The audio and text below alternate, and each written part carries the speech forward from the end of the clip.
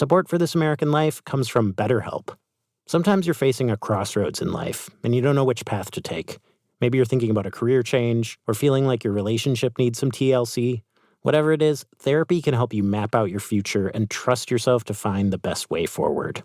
BetterHelp offers convenient, professional online therapy on your schedule, by phone, chat, or video call. Let therapy be your map with BetterHelp. Visit betterhelp.com/TAL to get 10% off your first month. A quick warning, there are curse words that are unbeeped in today's episode of the show. If you prefer a beeped version, you can find that at our website, thisamericanlife.org. From WBEZ Chicago, it's This American Life. I'm Eric Glass. Back in the winter of 2022, in the days and weeks before Russia invaded Ukraine, there's one thing that most Ukrainians and most Russians had in common. They both insisted that war was impossible, war was unbelievable. And one reason it was unbelievable is that many families, possibly most families on either side of the border, have family members in the other country. Many Russians have some Ukrainian roots. Many Ukrainians have spent time living in Russia. Even President Zelensky, like many Ukrainians, grew up speaking Russian.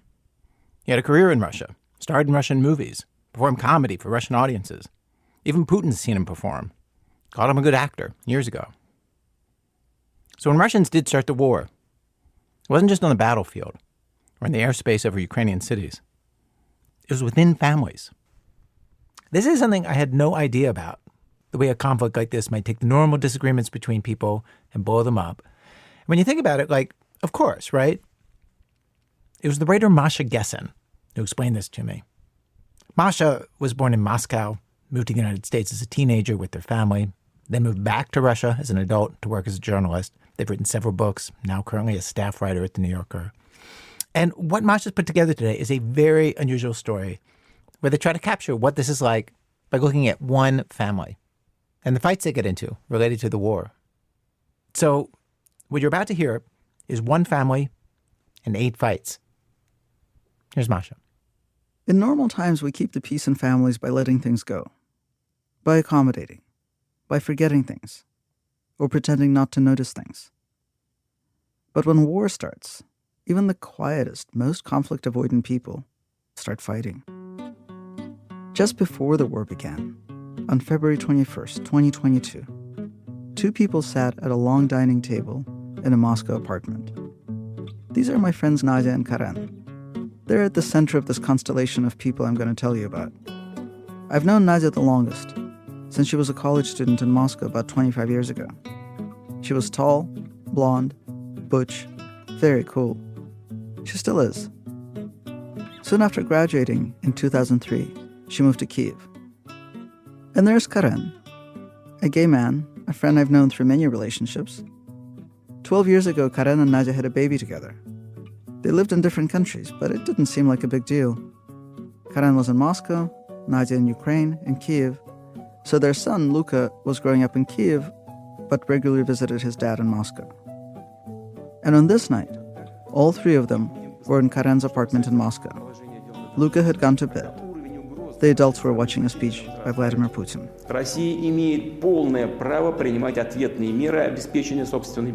Putin was declaring war. So Karen and Nadia had a fight.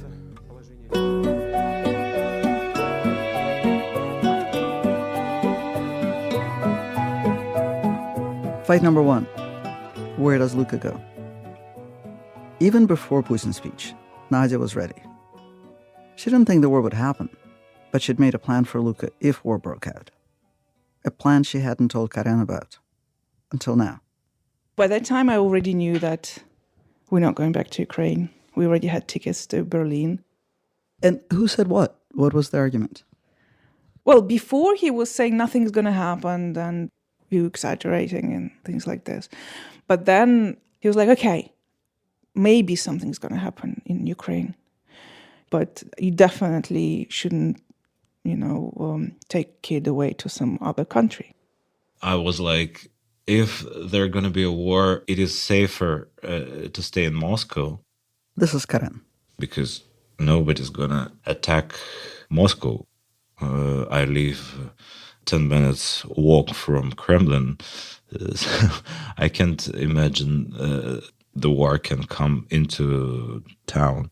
He was saying, no, I want him to stay in Moscow. It's the safest place in the world. I don't want him to go to Berlin. And we didn't succeed too much in persuading him. And she didn't push too hard, because that wasn't her way. I don't know, I just hate fighting. I just hate when it gets ugly. Whenever I even sense that this might be the situation, I would just, go in the opposite direction. It would never actually get too far as to have a fight with someone. And I think I'm so used to this. It has been for years like this. So we just said we're going to go there for 2 weeks. We, as in Nadia, Luca, and Nadia's girlfriend, Sophie. And only on 2 weeks he agreed. And everybody was like, yeah, 2 weeks, of course. Right.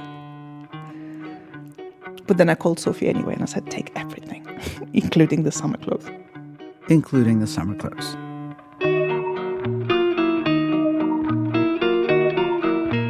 Now Sophie flies to Berlin with as much stuff as she can carry on a plane. Nadia and Luca meet her there. Am I understanding this correctly, that you're talking him into 2 weeks because you're not going to have a big fight with him? Yeah, but it's just the story of our relationship.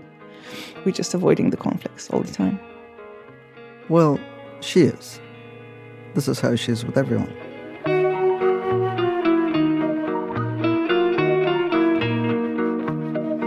So, Nadia and Luca leave, Karen stays, and Russia invades Ukraine. Karen is going to protest, but he's lost, crying every day. After a few days, he goes to a goodbye party at a friend's apartment. And there were a lot of our common friends, I don't know, 15 people. And everybody were discussing tickets, when and where everybody's going. I can tell you when this was, because I was there. March 4th. And it's true that this was all our friends were talking about. There were rumors that Russia would close the border, impose martial law, conscript all the men, and just a general sense that she had to get out now, or it will be too late. At the party, Karen started to get upset, like, wait, you were all just going to leave me here? And that was the moment I realized that if everybody is leaving, then I'm going to do it as well. So Karen and his boyfriend buy tickets. To give you a sense of just how difficult it was to get out by then, they end up flying to Ulaanbaatar, the capital of Mongolia. From there, after a few days, they fly to Seoul, South Korea, then to Dubai, then to Yerevan, the capital of Armenia, where they stay for a bit.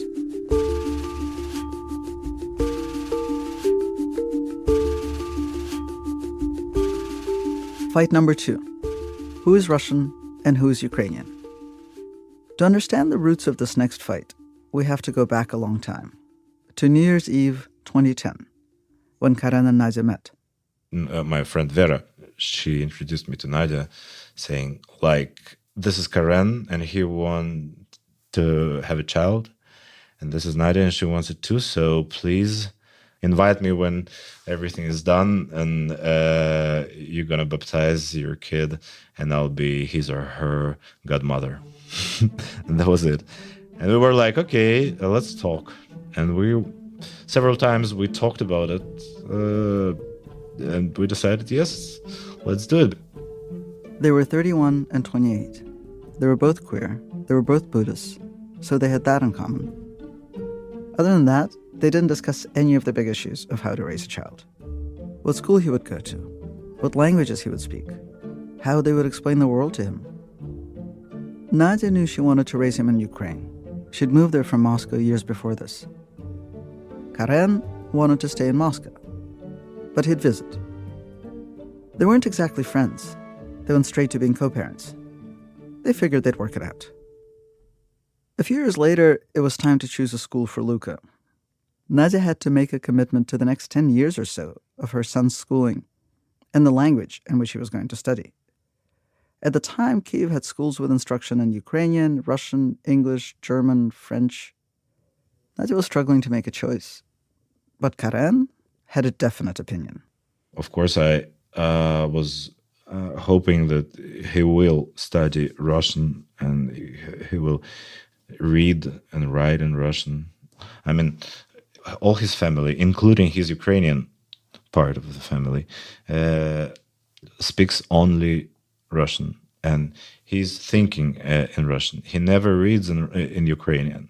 So what's the point to try to artificially implement the language that he doesn't use and will not use when he grows up? Karen's kind of a funny one to be championing Russian culture. He grew up an outsider. His heritage is Armenian, Jewish, Greek, and yes, I'm Russian. He has dark curly hair, a trimmed beard, a wide chiseled face, and a long prominent nose. He's beautiful. He also doesn't look Russian at all. It's not easy to grow up in Russia when you don't look ethnically Russian. I know. I grew up in Russia looking un-Russian, and I got teased, chased, and beaten up a lot. Karen's name marks him as an Armenian. He had to fight for the right to be Russian. Nadia, on the other hand, with her blonde hair and blue-gray eyes, growing up in Moscow, she certainly never had to defend her right to be there. She moved to Kyiv as a kind of experiment and found that she loved it there. It became her home. Karen and a lot of Nadia's friends, though, kept assuming she was in Ukraine temporarily. On this particular night, Karen was a little drunk. And that's when we started this fight. We started over schools, and then it went to that Ukrainian culture is not a culture, and the language is not language, and all that. And he went on and on. And at first I was shocked. And so he said many things. And then I was like, what am I supposed to do? Because I can't fight with him. Because I have to keep good relationship, because he's Luca's father. So I was like, okay, please don't say these things, because we Ukrainians. He was like, no, you're not Ukrainians, you're Russians, you're from Moscow, and he's Russian. And I was like, okay.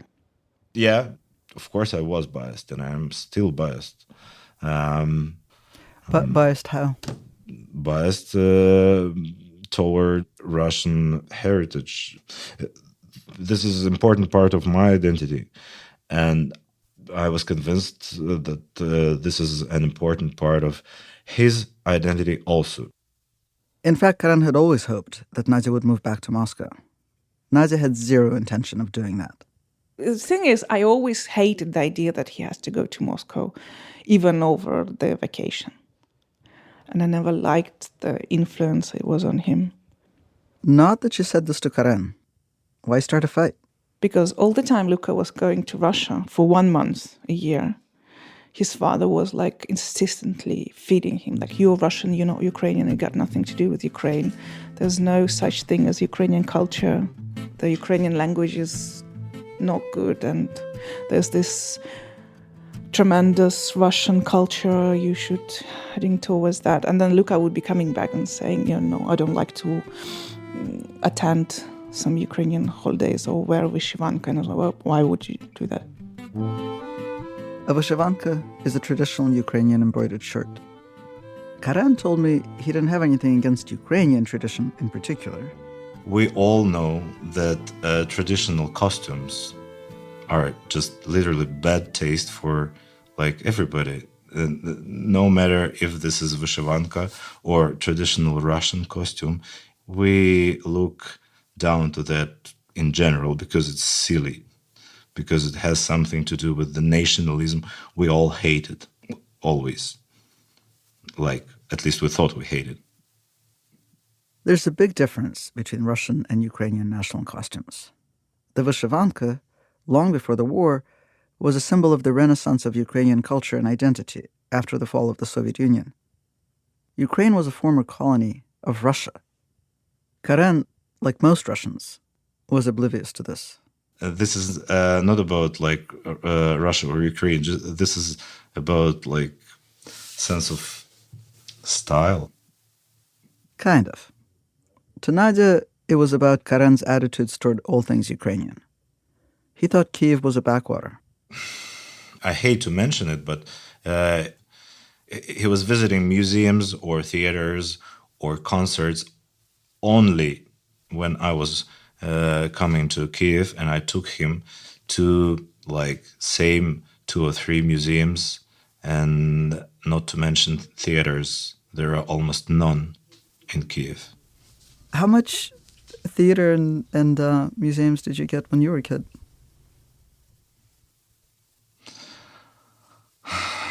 Unfortunately, not too much, not too many, because I was born and raised in Siberia, in Irkutsk, and this is not like a big cultural center. Every parent wants to give their children what they didn't have growing up. Nadia, unlike Karen, grew up in the center of Moscow, in the very heart of the empire, in a privileged family.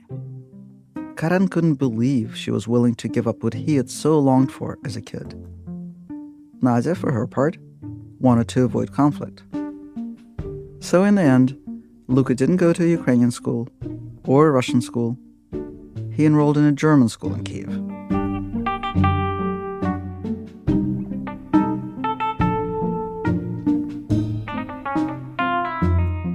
When the war started, all those things that Luka had heard his father say, that he and his mother are really Russian, these ideas hit Luka hard. His father's country was bombing his motherland. Luka was crying and saying, it's my fault. I'm Russian. So I called his father and I said, look, what have you done? Luka now thinks that it's his fault because he's Russian. He felt that he's half this and half that, and now there is huge inner conflict inside of him, because like to him, to his kid's mind, there was like one half of him is attacking the other half of himself. Talking to Luka didn't help much. Maybe he could be convinced that the war wasn't his fault, but he was still stuck with this problem of being both Ukrainian and Russian. The war was tearing him apart. It maybe didn't help that he and his moms were still in the move. They finally landed in Lisbon. I was like thinking, suggesting, maybe you think you're going to be Portuguese since we live in Portugal. And he was like, no, I'm German. I'm definitely German. And I was like, why? And then the psychologist explained to me that at this age, they just pick the safest environment. Luka had gone to German school in Kiev. He was going to start attending a German school in Lisbon. Choosing Germany was a way to avoid choosing Ukraine or choosing Russia. A way to avoid choosing between his parents. I think Germany felt neutral.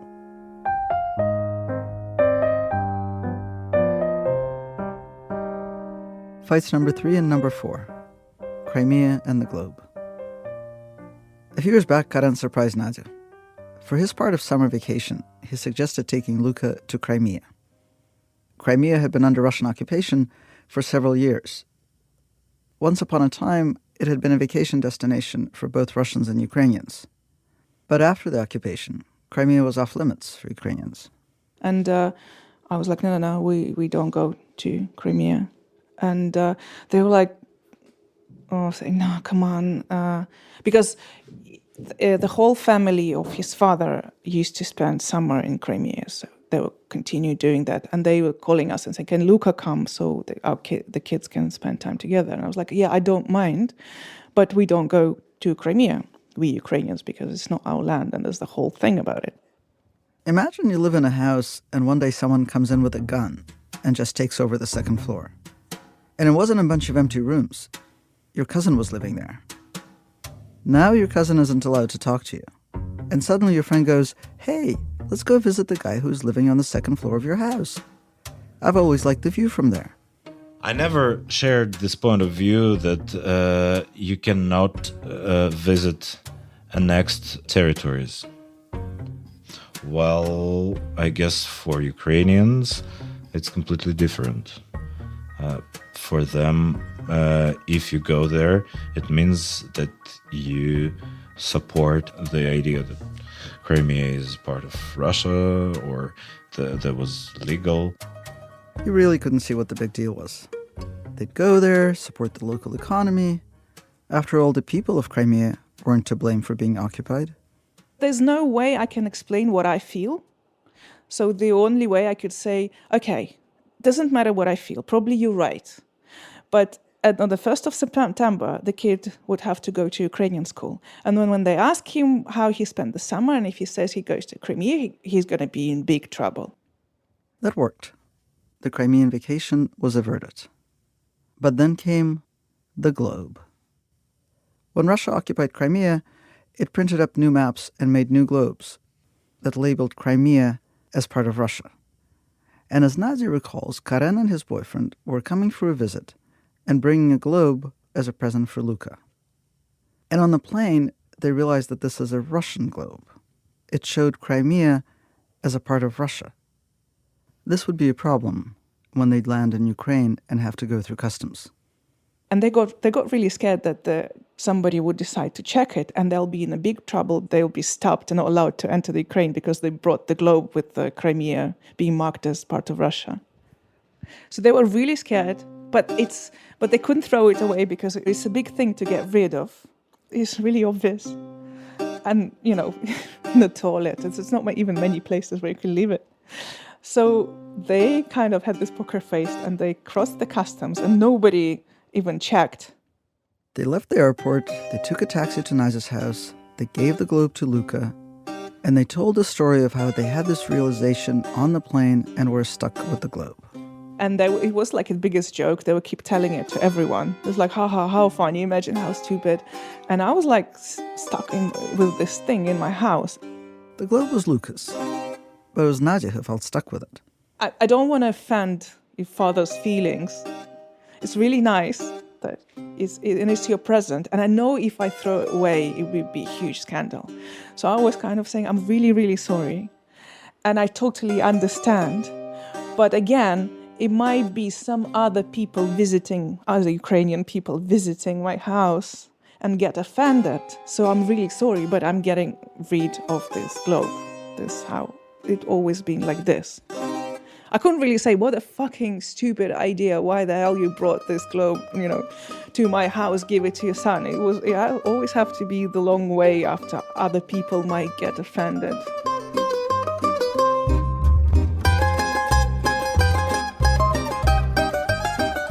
You know how people remember important events in completely different ways? In Karen's version of the story, there was no globe on the airplane. No fretting about customs. But there was a globe. Until there wasn't. It's not there when I visited him next time in Kiev. And I was like, and where is your globe? And he was like, well, there is a tiny mistake on that globe. So Mama hided it from me. And I realized what kind of mistake. But I can't recall that there was any fight about it. Did she tell you that we've had fight about the globe? No. She said that she felt compelled to tell you that she had to get it out of the house because Ukrainian friends would see it. No. So nobody saw it. There was no problem. Right. And did Luka actually say tiny mistake? Yes. That was it was so touchy, so sweet of him. He was shy and was like, well, there was a tiny mistake under the globe. So I never told him like, what a hell. No, I didn't make any drama of it. And you didn't ask Nadia about it either? Mm-mm. Of course not. It was clear that that's a problem.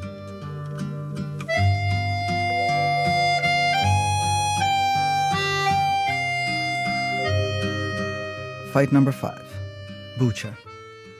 When the full-scale invasion began, it began with the unimaginable. Almost immediately, Russian tanks were right outside of Kiev. Russian troops occupied the western suburbs. Ukrainians fighting to keep them out of the city blew up the bridge that connected the western suburbs to Kiev. And that bridge is just a short walk from Nadia's house. Their town borders Bucha, a place that's become synonymous with Russian war crimes. Nadia, her girlfriend Sophie, and Luka were watching the invasion from a distance, and they were sick with worry. Because that house was not empty. Nadia's father and Sophie's mother were there, along with 2 pugs and several cats. Were they safe? Were they alive? Nadia posted on Facebook, "We haven't heard from our parents in 4 days. I don't know how they're doing for food and water. They had a bit in reserve, cooked shish kebab." When the shelling was heavy, they lay in bed holding each other and felt the house rock back and forth.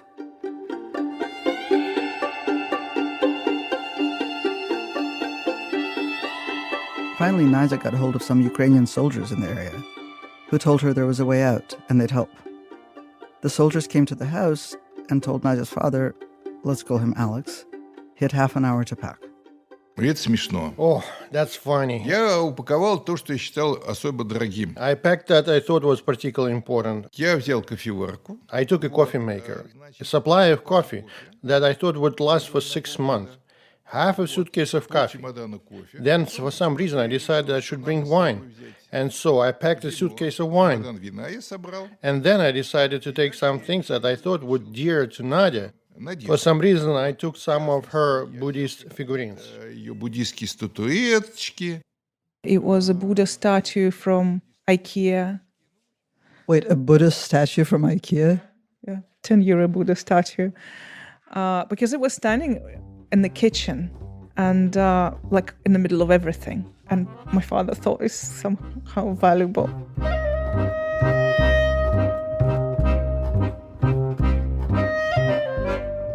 They also brought the 2 pugs. They left the cats behind, with lots of food. They drove into Kyiv, where they were joined by another couple and another pug.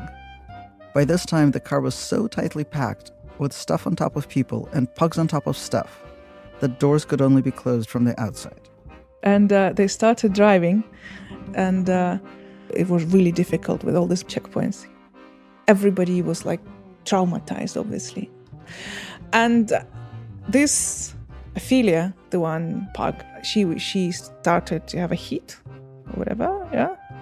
So they started to mate all the way. They were like driving, not sleeping, with all these checkpoints, and there's these 2 dogs just fucking on everyone because they didn't have a space. So it was happening on everyone, and whenever they were trying to pull them apart, they were biting.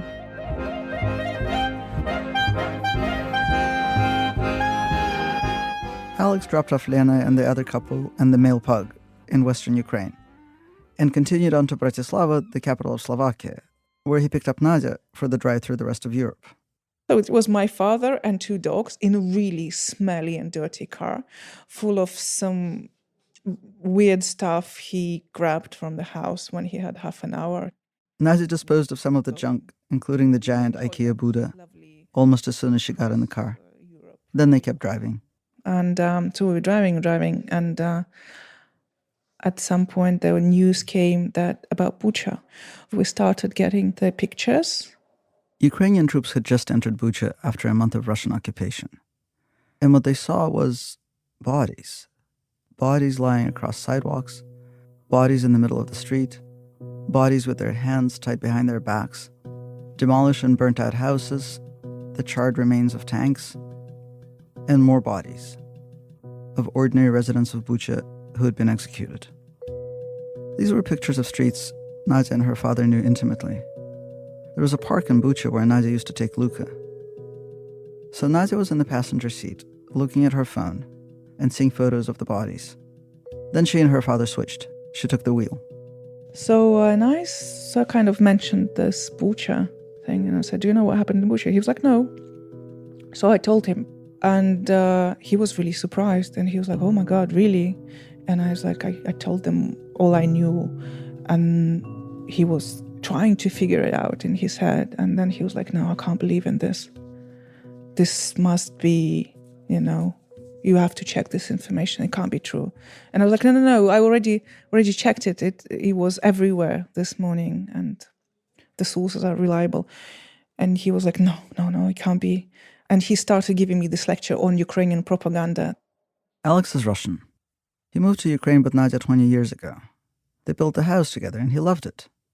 Now he was saying, who knows if what you're reading is true, or if it's true, is it the only truth?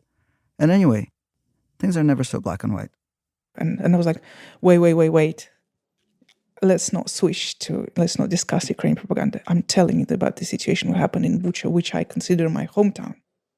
by suggesting that maybe things aren't so clear, so black and white, so knowable.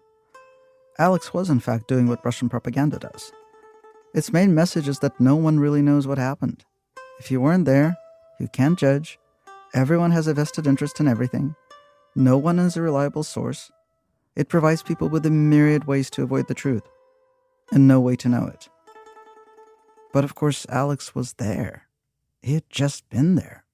Я Бучу всю досконально знаю, боль там I know Bucha inside out, and I've seen what kind of destruction was there. вообще чудовищная. It was horrible. I know of some absolutely awful things.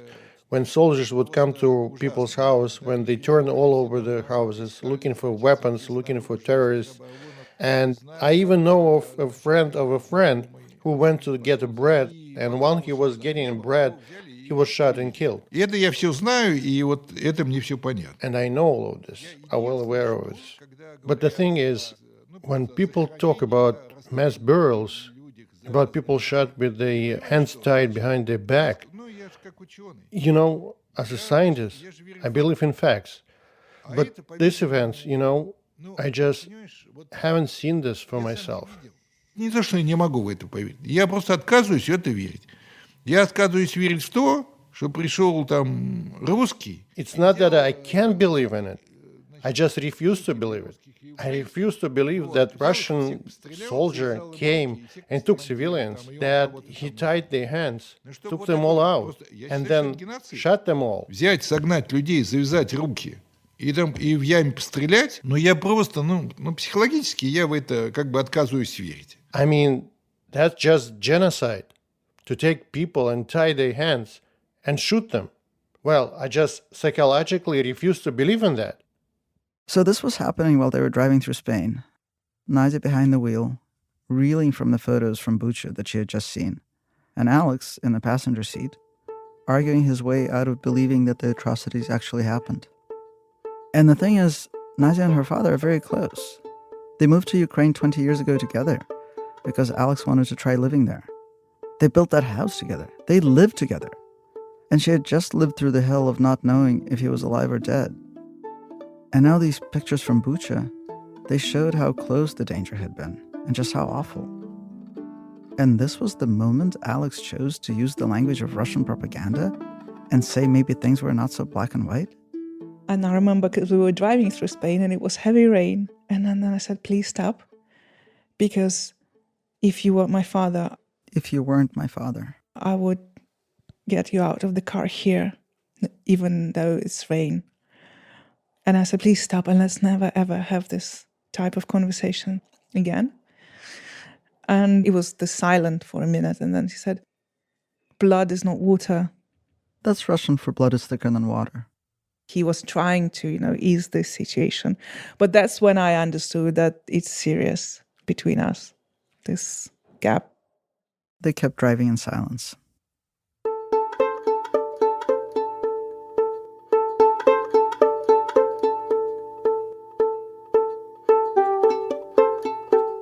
Masha Gessen. Coming up, after sending bombs and troops near to Nadia's house outside Kyiv, Russia sends her a bill. That's in a minute from Chicago Public Radio when our program continues. What inspired the design of the new Sun Princess? You. Because you enjoy sweeping views, the Sun Princess's grand atrium was built in a sphere of glass. Because you want amazing entertainment, the ship's performance arena is a total showstopper. Because you love great meals, expect your dining experience to be elevated, 3 stories high. Princess pondered everything so you can feel the love on the cruise vacation of your dreams. Because on Sun Princess, the sun revolves around you. Call your travel advisor or visit princess.com. The last thing you want to hear while listening to your favorite podcast is another gimmicky ad. NJM feels the same way. Instead of using gimmicks, they stand out by providing award-winning service, like assigning you a dedicated rep when you file a claim. And with NJM, you could even save on your auto insurance. Better service and possible savings? Sounds like a win-win. No jingles or mascots, just great insurance. NJM. Visit njm.com/podcast for a quote to see how much you could save on your auto insurance. Hello, this is Yewande Kamalefe from New York Times Cooking, and I'm sitting on a blanket with Melissa Clark. And we're having a picnic using recipes that feature some of our favorite summer produce. So what'd you bring, Melissa? Well, strawberries are extra delicious this time of year, so I brought my little strawberry almond cakes. I actually made these last night. You get little pockets of concentrated strawberry flavor. It tastes amazing. New York Times Cooking has so many easy recipes to fit your summer plans. Find them all at nytcooking.com. It's This American Life from Ira Glass. Today's program, 8 Fights. If you're just tuning in, Masha Gessen is telling the story of one of the many families who have people on both sides of the border between Russia and Ukraine, and the family fights they've gotten into since the Russian invasion. So far, Masha's friend Nadia has fought with her kid's dad, with her own father. Masha picks up where we left off. Fight number 6, about giving money to the Russian government. By spring of last year, a couple of months into the war, something changed in Nadia. Gone was the person who avoided fights. It was almost as if she wanted confrontation. And it so happened that at this time, notices from the Russian authorities started arriving at Nadia's mother's apartment in Moscow, indicating that Nadia needed to pay a fine. This was a fine she'd already paid. She had a receipt. But the Russian state, which was bombing Ukraine, wanted more of Nadia's money. And then I've got a letter that I have to pay it again to the Ministry of Internal Affairs or something. And I was like, oh no, I'm not definitely paying no money to these guys in my life. How much money are we talking about? God, some pathetic sum, probably about 10,000 rubles, which I don't know how much money is that. I mean, it's not much. It's under $100, I think. It's definitely under $100.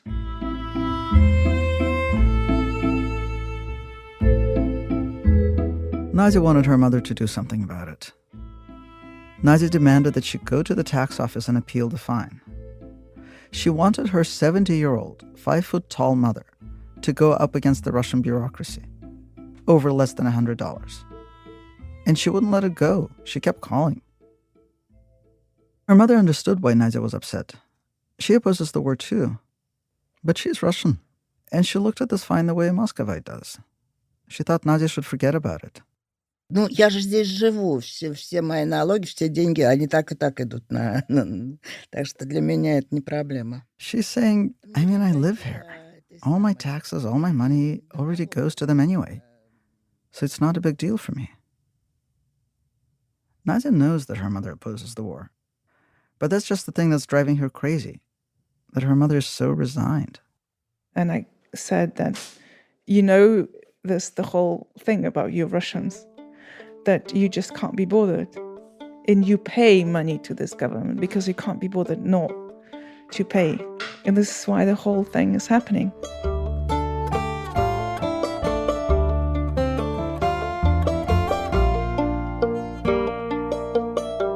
Fight number 7. The Nice Showdown. 5 months into the war, Karen took Luca on vacation to Nice, to the beach. I can sort of imagine how Karen was feeling. He spent 5 months in shock and in a scramble, emigrating, reorienting his professional life. And now here he was, on vacation, in France. The buildings in Nice are white, the sea and the sky are blue, and even the ships, also white, look like they're there to complete the postcard view.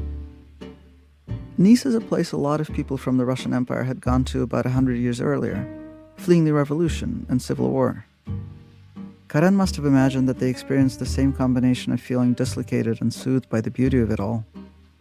He took a picture of Luca at an outdoor restaurant table, his blonde hair blowing against the blue sky, and he sent it to Nadia with a caption, "The latest wave of Russian immigrants in Nice." Russian immigrants. He wrote, Russian immigrants. You know, I was so angry. I took like 5 minutes, I smoked a cigarette, and I was like, oh, calm down. I was like, he's not Russian, I wrote him. And he replied, oh, neither all of us. By this, Karen meant that ethnically, he himself wasn't Russian. And anyway, As they'd already discussed, this whole topic of nationality was messy. And then I had another cigarette and I wrote, no, you're Russian. And he's not. And he wrote, whatever.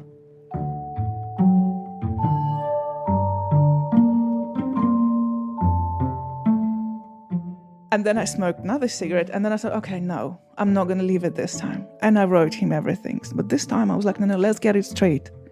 We are Ukrainians. And I was like, now, please let us, be Ukrainians, because we want to be Ukrainians and we consider ourselves Ukrainians. And you are not, you're Russian. Everything Nadia had kept bottled up for the last few months, for the last dozen years, came pouring out. And then I felt, no, I can't stop. Now I cannot stop. I have to get it out of my system. Do you have those texts? I think yes. Can we look at them? Now? Yes. She pulls up the photo from Nice in her first text. And then I go, I really don't want to fight with you, but I really need to make it clear. And then I said, remember in Moscow, and you were really aggressive about Luka being in Ukrainian school and insisting that he must speak on the great Russian language to read Tolstoy and the greatest Russian culture and all that. And Ukrainian pathetic agricultural country has no culture. And you can't stand that your son grows up in this pathetic place. And each time after holidays, Luka were coming with his brainwashed that he's not Ukrainian. And Ukrainian is all bullshit and not his. She brings up the Crimea vacation, the globe. A fucking globe for Crimea. And I was depressed because of this several months. I even had to go to a psychologist to talk about it. I asked Karen to read his side of the conversation. She sent me a long message saying, we are Ukrainians. We were always Ukrainians and we will always be Ukrainians. In our home, Russians are killers and it will be so until the war ends. And I was like, okay, but I can recall our first, when we first met with you in Kiev, she made jokes of Ukrainian life or Kiev as a city. She was making fun of some little details. And I was like, okay, but remember, it's not just my own problem with this colonial mindset. You also had it when you just moved. They had profoundly different recollections of some of the conversations they'd had early on in their relationship. Karen remembered Nadia making fun of some aspects of Ukrainian culture. Nadia remembered herself delighting in it. Now Karen was the one who didn't want to fight. He texted back. У каждого из нас свой путь, свои травмы и своя эволюция. Each of us have our own path, our own traumas, and our own evolution. 12 years of my relationship with you is also 12 years of my relationship with Ukraine, with all imperial ideas, internal xenophobia. So, please, don't judge me so harshly. But Nadia couldn't stop. And I can't do anything with this horrible rage.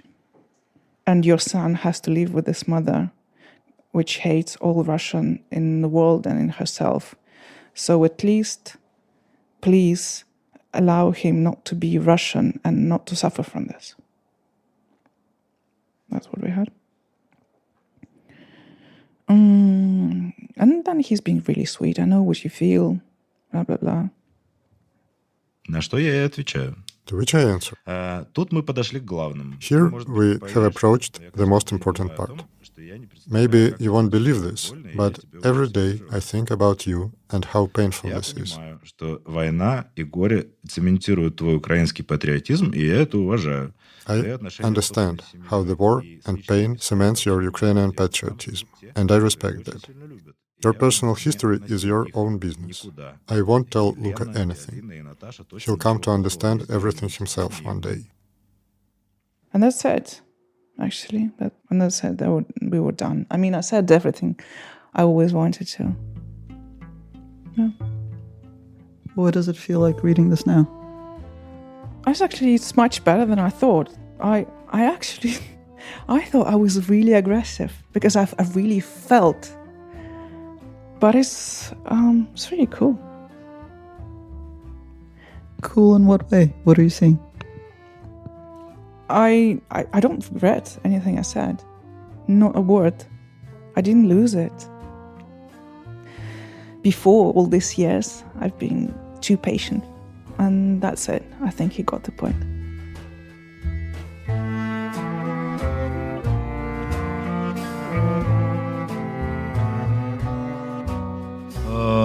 It's hard. I mean, I couldn't imagine that it would insult her, and I regret it. And it's hard to not just to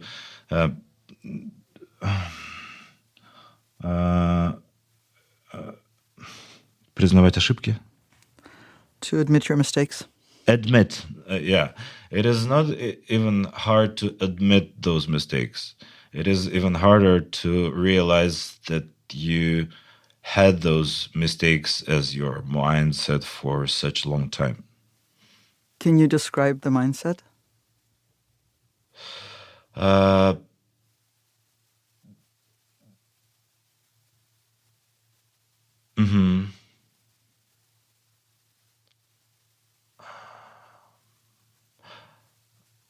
Если ты хочешь переключиться на русский, если это проще будет, то должен переключиться. I asked him if he wanted to switch to Russian. Блин, это не будет проще. It won't be easier. Okay, either way. Ох, как это тяжело. This is difficult. You know, a lot of what Nadia remembers from this argument, for us, these were simply theoretical conversations about history. But as it turns out, the very things that me and others were talking about in this way, in this theoretical manner, they are now used as official reasons to justify the catastrophe, the atrocities. А ты то же самое произносил своим ртом в какой-то момент. And these are words that you spoke, that came out of your mouth. And now it makes you want to rinse it out with bleach. А во-вторых, закрыть навсегда. And close it forever. Now Karen asked himself why he had taken these ideas for granted. Even why he, a Greek, Jewish, Armenian, Russian, had never questioned speaking the Russian language. And I, at that time, for the first time in my life, I'm like 41 years old. And this is the first time when I asked myself, what about me? Why I don't speak any of those languages? And why I always answer that I'm Russian to anybody else and to myself? And also, why had he spent so much time and effort insisting that Nadia and Luca were Russian? Since now it is a burden for him, I'm like, oh no, forget it. Just leave it. You don't need it anymore. And let's pretend that you are not Russian at all. If it makes your life easier, you don't need to be. Would you prefer not to be Russian too? No. Sorry. I wouldn't prefer that. I can't even imagine it. Because this is my country, and this is my culture. This is my problem also. This is my drama. Because I don't want to hide my identity. I don't want to try to escape from the responsibility I do have as a Russian person in this war. So let me sum this up a little bit. You were never accepted as Russian by Russians. You live in exile. The Russian government has declared you a foreign agent. Yes. And you consider yourself Russian.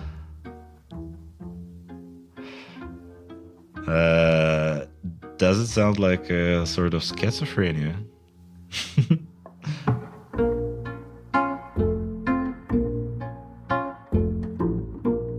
Karen is a journalist and an LGBTQ activist.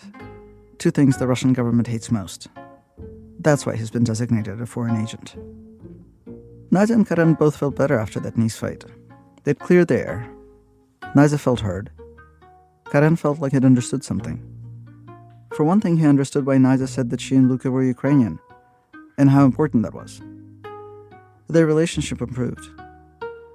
And also, a new Nadia had emerged. One who told people what she really thought. Except when she didn't.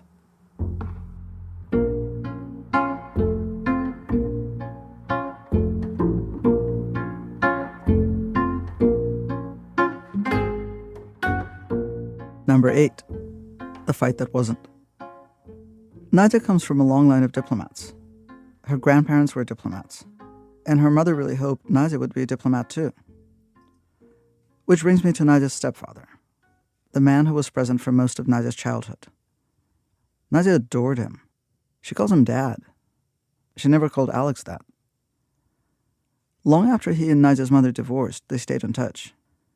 As Nadia became an adult, they spoke less often, but every time he called, it was like they'd seen each other just yesterday. And he was also a diplomat.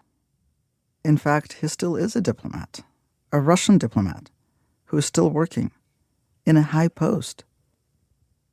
And after the war started and they fled to Lisbon and she got Alex out of Ukraine, Nadia was starting to dread her dad's phone call, the call she'd always looked forward to. Her birthday is at the end of May, and he always called. This time, she'd have to assume that their conversation was monitored. So if she told him what had been happening for her since the war began, even if all he did was listen, that could get him in trouble. But what if he didn't just listen? What if he said the sort of thing a man in his position is expected to say? Defending the invasion, justifying it. She was scared he'd say something unforgivable. She was scared she'd say something that would get him in trouble. She was also maybe scared she'd say nothing and regret it.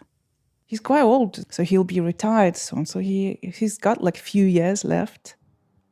And he achieved what he was always wanted since he was a child. And it's everything he's got. It's really, I know it's important for him. And it's his job, and he can't do anything else. He has the option of retiring now. I don't know. I don't doubt that he's a fantastic person. And whatever happens to him, I just hope he's going to be all right. I just really don't want to hurt him. And I feel really sorry for him. And I think he's in a really complicated position. And I think he's really sorry and he's suffering. The Russian government added him to its list of extremists and terrorists. This means that he will be arrested if he ever tries to go back to Russia. When the announcement came out, Nadia called him and said, "You're one of us now." Alex and Lena, Nadia's father and Sophie's mother, returned to Ukraine after Russian troops were pushed back from Kyiv. They fixed up the house and taken the blankets off the windows. They're still very much in love. The cats weathered their absence fine. The rest of this epilogue is going to be about Luka, because most of these fights were about him. Luka turned 12 earlier this year. He wanted to get a Harry Potter cake to bring to school. Then Nadia suggested they get a blue and yellow one instead, the colors of the Ukrainian flag, and he agreed. When Luka heard that I was interviewing his parents, he volunteered to talk to me.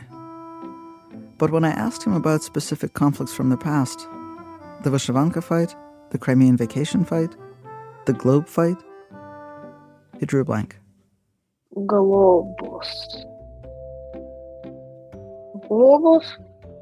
I remember it was on one of my birthdays that I was giving a globe, but it was kind of broke. I don't know.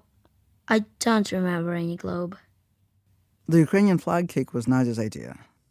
But Luka has been standing up for the Ukrainian flag in his own way. He plays video games online with other Russian-speaking kids. There is a game there where you have to draw, and there are people there. Some of them draw the Russian flag, and somebody draws the Ukrainian flag. And then at some point, in the chat room, they argue why Ukraine is better, why Russia will win, and so on and so forth. А ты участвуешь в таких спорах? I asked him, do you participate in these arguments? Если мне доводится, то я 100%. Я топлю за Украину просто. If I get a chance, I'm 100%. I'm fighting for Ukraine for real. And now I consider myself 100% Ukrainian. I wouldn't feel comfortable living in the same country as Putin. A year and a half ago, so many things about Luca and his life were contested. Where was he going to go if war began, and for how long? Who was he? Russian, Ukrainian, both, German? Now he's Ukrainian. But a Ukrainian who plans to live in Germany when he grows up. If he has children, he will raise them speaking Ukrainian. He told me, though, that he may need to hire a tutor.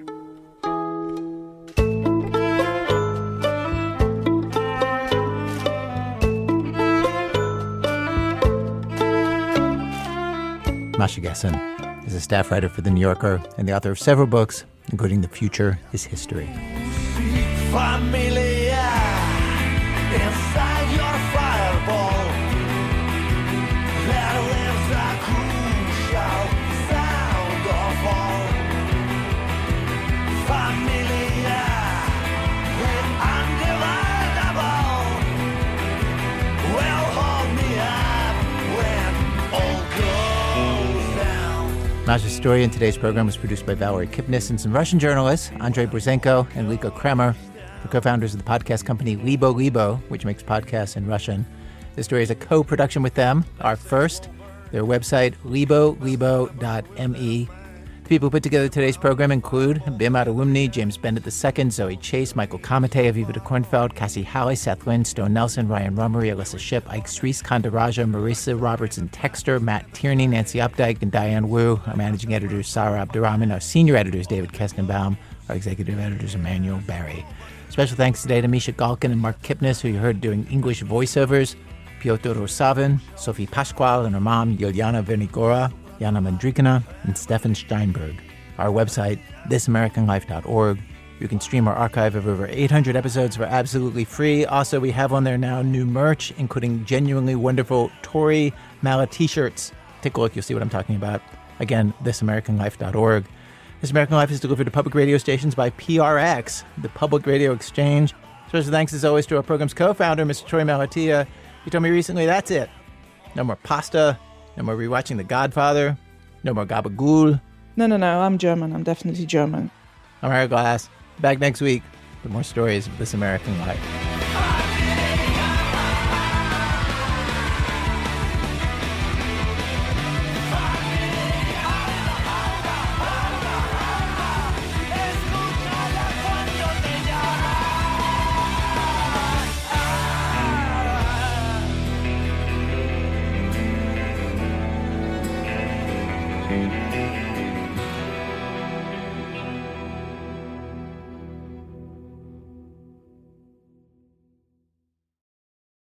Next week on the podcast of This American Life, we go to the beach with an unlikely beach doctor, one man's lonely fight against the Speedo, and David Sedaris. I used to think the ideal name for a beach house was the Ship Shape.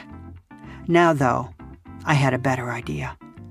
We're going to call it the C-section. We get out in the sun and onto the sand this week.